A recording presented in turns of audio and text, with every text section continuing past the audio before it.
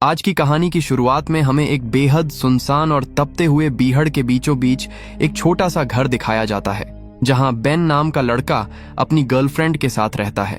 Ben यहाँ पर tourist guide का काम करता है। दरअसल यह एक छोटा सा टाउन है जहां पर दूर दूर से लोग घूमने आते हैं और बेन उन्हें इस पूरे खतरनाक बीहड़ को दिखाता है। बेन की गर्लफ्रेंड अब यहाँ से शहर जाना चाहती है क्योंकि उसे अपनी आगे की पढ़ाई पूरी करनी है। वह बेन को अपने साथ शहर चलने के लिए कहती है, लेकिन बेन साफ मना कर देता है क्योंकि बेन को यहाँ पर इस शांत जगह पर रहना अच्छा लगता है और उसका काम भी यहीं पर है। बेन अपनी गर्लफ्रेंड को एक गन देता है और कहता है कि मुझसे एक वादा करो, हमेशा रात को सोने से पहले तुम इसे अपने तकिए के नीचे अपनी सेफ्टी के लिए रखोगी। वह मुस्कुराते हुए कहती है कि हाँ, मैं बिल्कुल ऐसा ही करूंगी, और इसके बाद वह वहां से शहर के लिए चली जाती है।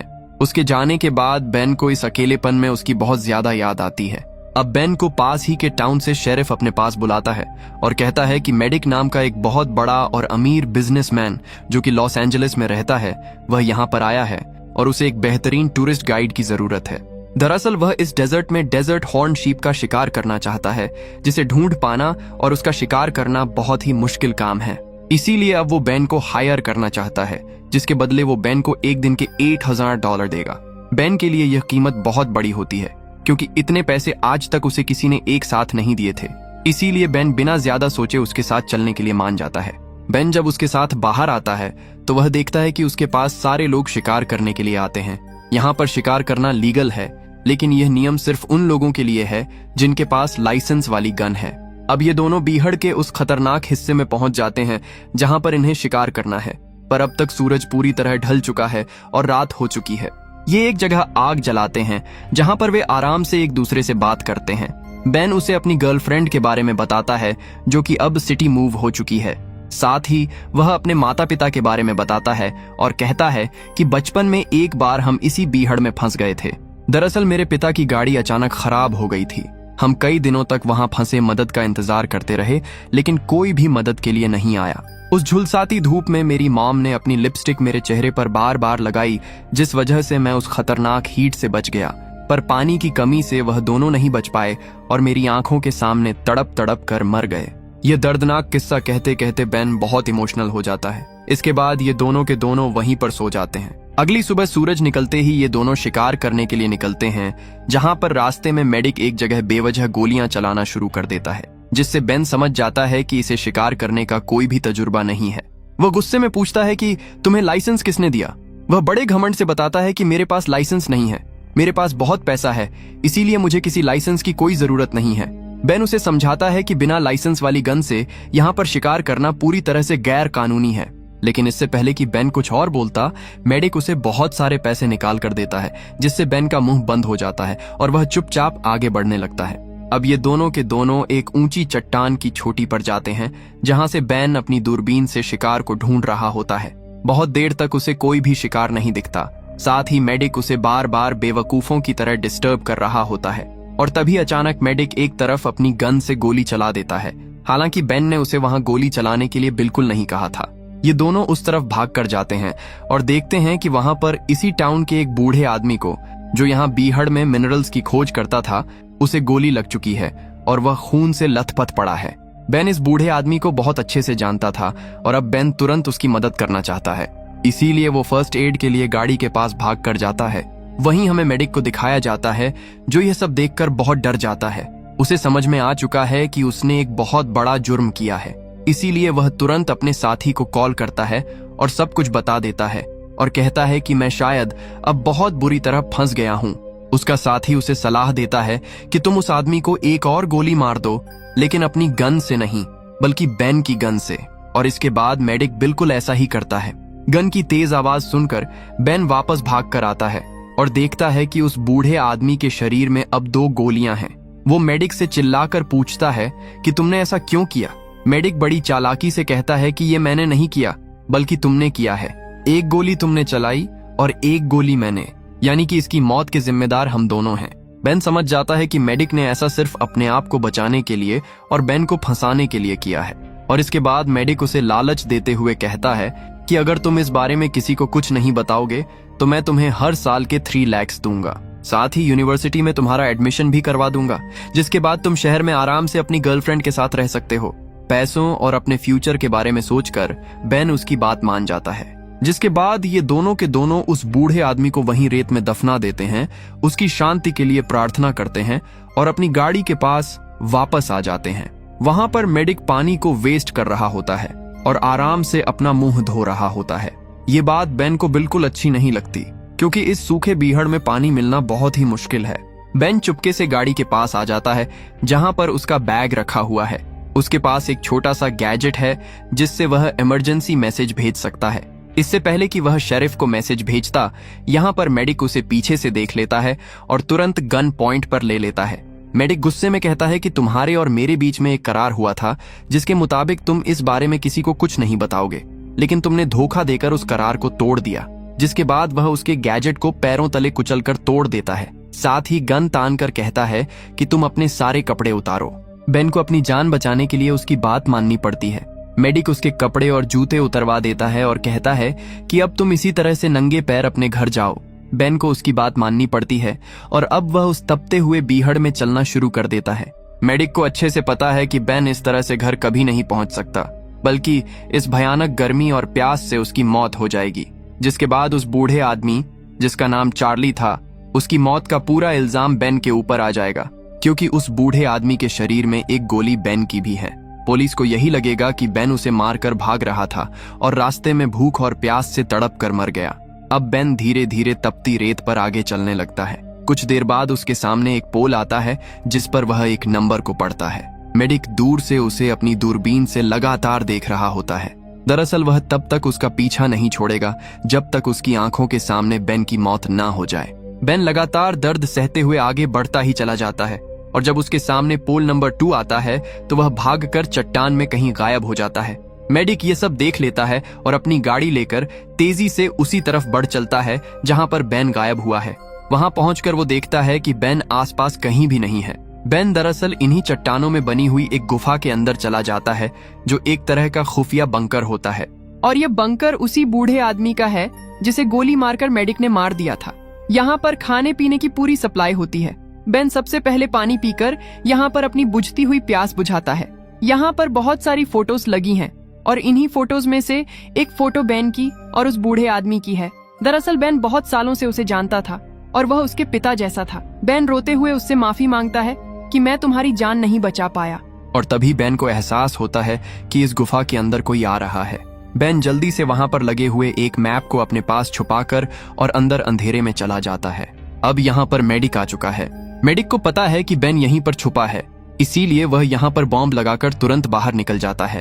कुछ ही देर बाद एक भयानक बॉम्ब ब्लास्ट होता है जिससे पूरी की पूरी जगह मलबे में ढह जाती है। पर बेन की किस्मत अच्छी होती है कि वह मलबे के गिरने से पहले ही एक दूसरे रास्ते से बाहर निकल चुका था। वो यहाँ से आगे बढ़ रहा होता है, तभी अचानक उसके सामने मेडिक आ जाता है। वह हंसते हुए कहता है कि अगर तुम अपने घर जाना चाहते हो तो जाओ, लेकिन इस बार अगर तुमने छुपने की या भागने की कोई भी कोशिश की तो मैं दूर से ही तुम्हें गोली मार दूंगा। बेन को पता है कि उसके पास जो गन है वह बहुत ज्यादा एडवांस है और दूर से उस पर वह अचूक निशाना लगा सकता है। इसीलिए बेन को एक बार फिर से उस आग उगलते रेगिस्तान में आगे बढ़ना पड़ता है। यहाँ से जो सबसे नजदीकी टाउन है वह 45 माइल दूर है। और अब बेन के पास जो मैप होता है जो उसने मेडिक से छुपा लिया था, उस मैप के सहारे वह आगे बढ़ने लगता है। कुछ ही देर बाद वह उस जगह पहुंच जाता है जहां पर बेन ने और उस बूढ़े आदमी ने, जिसकी मौत हो चुकी है, इन दोनों ने आराम से बैठने के लिए एक सोफा लगाया था। बेन उस सोफा का फोम निकालकर अपने नंगे पैरों में बांध लेता है, क्योंकि बिना शूज के जलती रेत पर चलने की वजह से उसके दोनों पैर बहुत बुरी तरह से जख्मी हुए थे और उनमें से खून निकल रहा था। यह जगह ऐसी जगह पर होती है जहां पर बेन को मेडिक दूर से नहीं देख सकता। इसीलिए बेन इस जगह का पूरा फायदा उठाकर एक बार फिर से मेडिक की नजरों से ओझल हो जाता है। उसके पास जो मैप है उसमें लिखा होता है कि यह खजाने का मैप है और उस मैप को फॉलो करते हुए वह एक जगह पहुंच जाता है जहां पर क्रॉस का निशान बना होता है। वह उस जगह को हाथों से खोदता है जहां पर एक बॉक्स होता है और जब वह उस बॉक्स को खोलता है उसमें एक स्लिंग शॉट और कुछ मार्बल्स होते हैं। वह उन्हें निकाल कर अपने पास रख लेता है। मैप में एक दूसरा निशान भी होता है और जब वह उस दूसरे निशान पर पहुंचता है तो वहां पर जमीन में एक पानी की बोतल गड़ी हुई होती है जिसके अंदर पानी है। उसकी बॉडी पूरी तरह से डिहाइड्रेट हो चुकी है और गला सूखकर कांटा हो गया है। इसीलिए जल्दी से वह बॉटल का कैप खोलकर पानी पीने की कोशिश करता है, लेकिन तभी अचानक बॉटल पर एक गोली लगती है जो कि मेडिक ने दूर से चलाई थी। बॉटल दूर जाकर गिरती है, जिससे पूरा का पूरा पानी रेत में बिखर जाता है।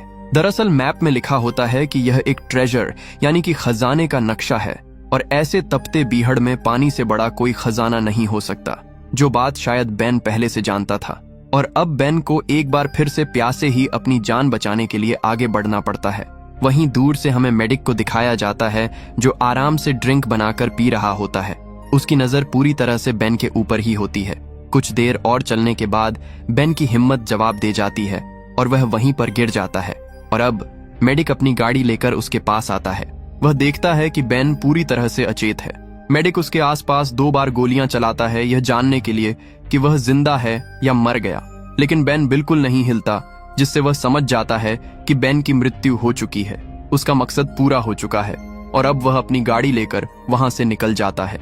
लेकिन उसे नहीं पता कि बेन अब भी जिंदा है और उसने मरने का सिर्फ नाटक किया था।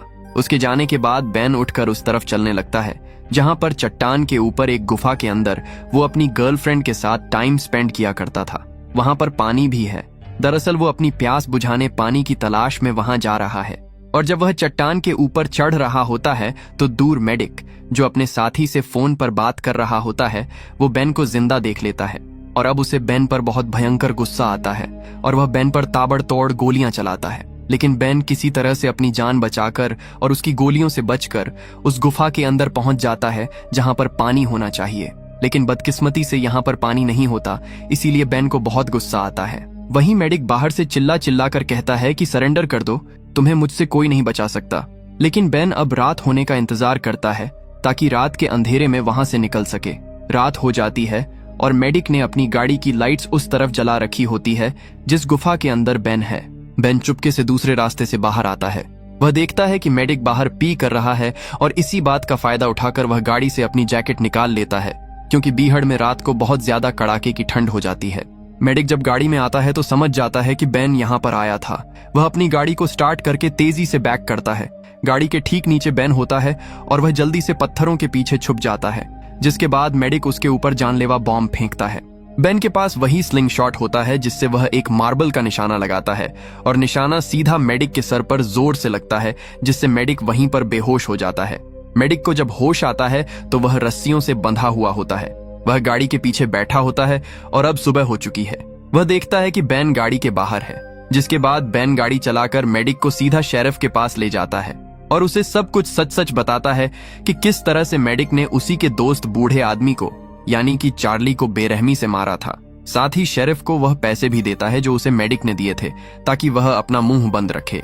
और अब मेडिक का जुर्म पूरी तरह से साबित हो चुका है। और अब बेन मेडिक के पास जाता है, उसे उल्टा सीधा कहता है और अपना गुस्सा निकालता है। कुछ देर के बाद मेडिक कहता है, मुझे वॉशरूम जाना है। और जब वो वॉशरूम के लिए जाता है तभी कुछ देर के बाद इन्हें अंदर हेलीकॉप्टर की तेज आवाज आती है। बेन भागता हुआ बाहर जाता है और देखता है कि मेडिक हेलीकॉप्टर में बैठ रहा है और वह यहाँ से उड़कर इनकी आंखों के सामने भाग जाता है।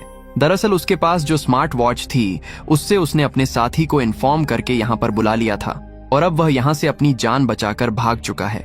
इस पूरे डरावने इंसिडेंट के बाद बेन यह तय करता है कि अब वह इस गाइड के काम को कभी नहीं करेगा। वह शहर जाता है जहां पर वह अपनी गर्लफ्रेंड से मिलता है, उसे पूरी घटना के बारे में विस्तार से बताता है और कहता है कि अब मैं हमेशा तुम्हारे साथ ही रहूंगा। मैं उस काम को हमेशा के लिए छोड़ चुका हूं। और एक रात को जब वह अपनी गर्लफ्रेंड के साथ आराम से सो रहा होता है तभी उसे भयानक सपना आता है कि मेडिक उसके सामने है, उसके हाथ में गन है और वह उसे शूट करने वाला है। घबराहट में उसकी नींद खुल जाती है। वह देखता है कि उसके सामने कोई नहीं होता, पर जैसे ही वह एक बार फिर से अपनी आंखें बंद करता है, मेडिक की असलियत में आवाज आती है। मेडिक सच में वहां पर खड़ा होता है, उसके हाथ में गन होती है। मेडिक हंसते हुए कहता है कि पिछली बार तुम बच गए थे, लेकिन अब तुम्हें मुझसे कोई नहीं बचा सकता। और वो उसे शूट करने वाला होता है कि तभी बेन की गर्लफ्रेंड उसे पीछे से शूट कर देती है। दरअसल बेन ने जो उसे गन दी थी वह हमेशा अपने तकिए के नीचे रखकर सोती थी और उसी गन से वह फुर्ती से उसे गोली मार देती है, जिसके बाद बेन भी अपनी गन से गोली चलाता है और मेडिक की वहीं पर मृत्यु हो जाती है। और इस तरह से मेडिक की जिंदगी का हमेशा के लिए खात्मा हो जाता है। और इसी के साथ हमारी आज की यह स्टोरी यहीं पर खत्म हो जाती है। तो दोस्तों, आपको यह स्टोरी कैसी लगी हमें कमेंट करके जरूर बताना और इसी तरह की कहानियों के लिए हमारे चैनल को सब्सक्राइब जरूर कर लेना।